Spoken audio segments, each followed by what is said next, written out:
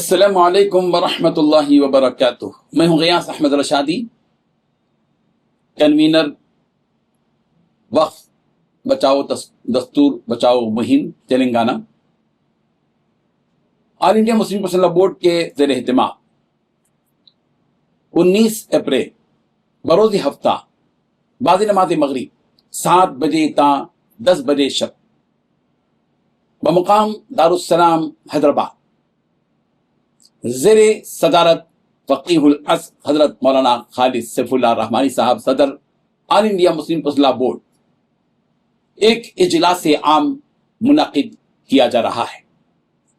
شہر حیدرآباد، تلنگانہ اور آندھرا کے جمیع اضلاع کے برادران اسلام اور خواتین اسلام سے دردمندانہ اپیل کی جا رہی ہے کہ وہ اس اجلاس میں کثیر تعداد میں جوق در جوق شریک ہوں اور اس اجلاس کو کامیاب بنائیں اور اس بات کا اظہار کریں کہ وقف ترمیمی بل ہمیں منظور نہیں ہے اور ہم اس کی بھرپور مخالفت کرتے ہیں۔ وقت کا تقاضا ہے کہ ہندوستان کے سارے ہی مسلمان آل انڈیا مسلم پرسنل لا بورڈ کی اس مہم میں شریک ہوں اور انشاءاللہ اس اجلاس میں مختلف مکاتب فکر کے ذمہ داران، مختلف تنظیموں کے سربراہان اور سیکولر پارٹی کے دانشور احباب شرکت فرمائیں گے اور وقف ترمیمی بل کے سلسلے میں وہ اہم باتیں بیان کریں گے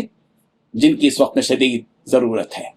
میں دل کی گہرائیوں سے اپیل کرتا ہوں، دردمندانہ اپیل کرتا ہوں کہ سارے ہی مسلمان اس پروگرام میں شریک ہوں اور اس اجلاس کو کامیاب بنائیں۔